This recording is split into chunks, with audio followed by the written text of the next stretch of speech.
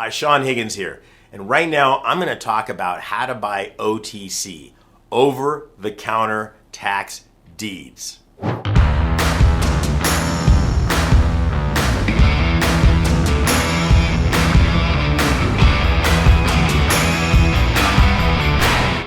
When it comes to over-the-counter tax deeds, all I gotta say is, wow, are you serious? I can get properties at a fraction of fair market value and own them free and clear? Now in this video, I'm gonna reveal to you where you find the rules, because there are guidelines on how to do this correctly. The important thing is when you can buy them. You can't just buy these willy-nilly all year long. There's specific time periods that I'm gonna share with you.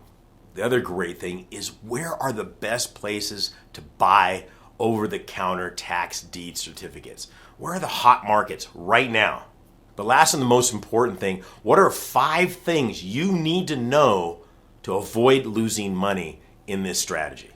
Now, one of the first things that I want to cover with buying tax deeds, over-the-counter, leftover, supplemental sales, there's a number of different terms that you have there, is when you go to the county's website, they will have different Q&As in there. They may or may not have anything on this. And let me tell you the reason why. They're not trying to be, a whack-a-mole or anything on this. The thing is, the county has already fulfilled their obligation legally to the state. Remember, these are all backed up by law, of bringing these properties up for sale. And for whatever reason, somebody didn't buy that tax lien or tax deed certificate in this situation. So what the county's going to say is, listen, here's these tax deeds over here that nobody else bought, but I want you to think about this for a minute, because the first question I get is, and you can ask me some questions on this later on anytime during the comments, is, well, why aren't they more aggressive about getting this money out? County's actually really doing an efficient job, because if you look at property tax collection, 99% of all taxes are actually collected from the county.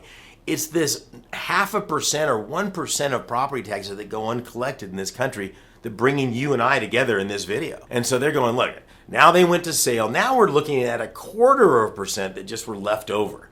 So they've kind of done their job. I mean, if they were a bank and 99 3/4 of the people that they lent money to paid back, they'd be on Bankers R Us cover of magazine or whatever that is, right? They've done a good job. But as a county, they're looking, here's some properties that are left over the counter. You can literally come in over the counter and purchase those. So sometimes you have to be a little bit of a detective. If it's not on the website, you're going to call the Treasury and say, hey, where can I find properties that didn't sell at the sale that I can get directly from the county? Now, sometimes the county will reply, we've already sold all those. That's fine. It's all about how you ask the question. So what I would ask next is, if they didn't sell, where would they be? Oh, you're talking about the leftover. You're talking about the supplemental. I don't know what I'm talking about. What are you talking about, right? What are you talking about, right? So then you're going to go in there and find out where that department is specifically, and they should have a list, and that's where the research starts. Now, this is important.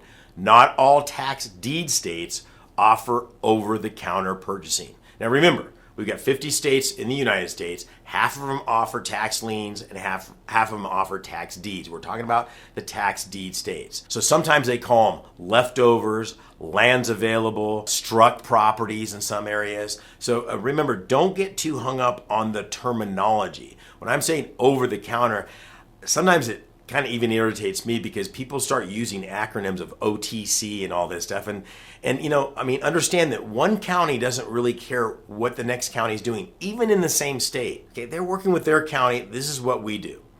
A really good example of that is the state of California.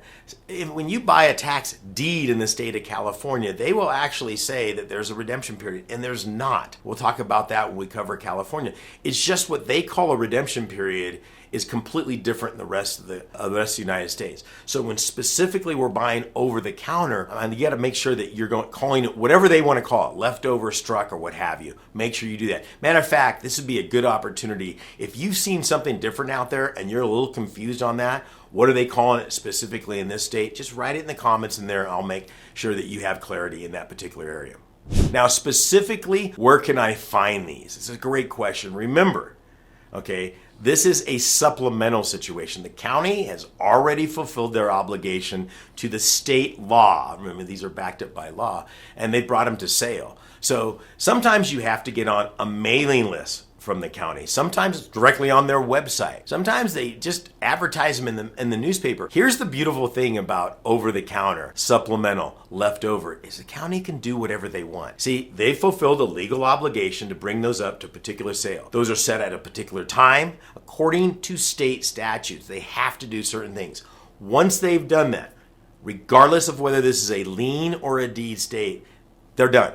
Anything they want to do after that is up to them. So they can sit there and go, you know what? Let's do one next month. Literally, they can do that. And if you happen to be on their mailing list or you have rapport with the county, which we talk about in other videos, I've had counties call me up and say, hey, Sean, we got a supplemental sale. We got 15 properties that you can buy directly from us. You want to take a look at them before we put them out to sale? I'm like, yeah.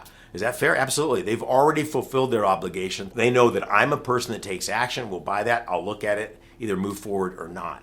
So get on list. Newspapers, find out where these are. And then this is also part of that whole dialogue that I've talked about in other videos. If I've got somebody at the county that I've set up a relationship with, I mean, again, I can call up and say, hey, Joe, Mary, Sue, whoever that person is. This is Sean. Anything going on with the sale? What's coming up? You know what? We have one in October.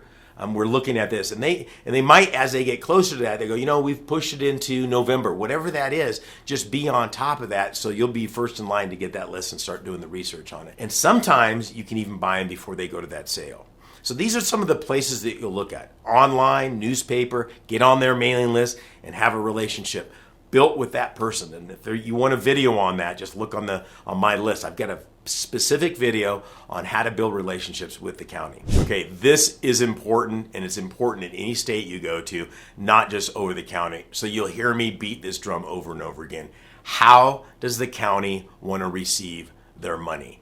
Okay, I mean, some counties, like if you buy it, they want cash or cashier's check. You can't just write them a check. Some of them are like, hey, wire us the money in. You know, there's a bunch of different ways to make that happen. How they get paid will specifically be on their website, but also understand how they want their money. You know, sometimes they say, well, you've got to pay for the whole deal. It's like, when do you want the money? Now, this is where it gets into some really interesting information out there, because some people say, do the counties finance this? They're not going to call it finance, okay? So, for instance, there are some counties out there that say, hey, put 10% down and make one even payment of 10% of your balance for the next 10 years. Well, you and I would call that a finance program. They're not going to.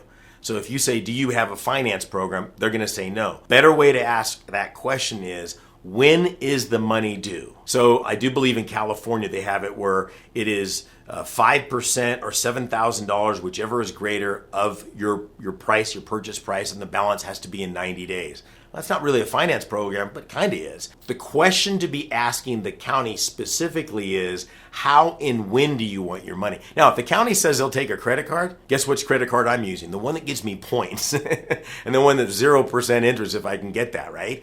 So there you have it right there. So different ways to make that happen. But the second part of that is just as important as how they want their money is, how are you going to purchase that tax deed? In other words, in what name? Now, you've seen it in other videos, and go back to those, okay? I don't want to buy them in my personal name, okay? I want to have the correct entity set up. Now, if I'm doing this in an LLC, then that LLC has got to be registered with the county, and you have to be recognized as somebody that can actually buy it for that LLC. Very crucial. I've got some videos on that. If you have any questions on that, please message me down below. That's the word I'm looking for.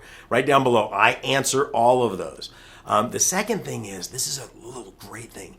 And you've seen my videos on that. I absolutely love this, is buying them in your retirement account. If you've got a private retirement account set up or you're the trustee administrator, okay, you can buy them in there, and all of these profits go in tax-free. If you don't know anything about that, put in the comments down below and I'll show you where those videos are. Now, I know there's a lot of information when it comes to buying over the counter, leftovers, scavenger sales. I mean, there's so many different terms out there. And so this is what I've done. I put some really cool training together. It's brand new. I bottled up 30 years of that. So just go to higginsmethod.com, register there, and I've got a lot more information that you can do in that video right there. God bless you. Good luck. We'll see you there.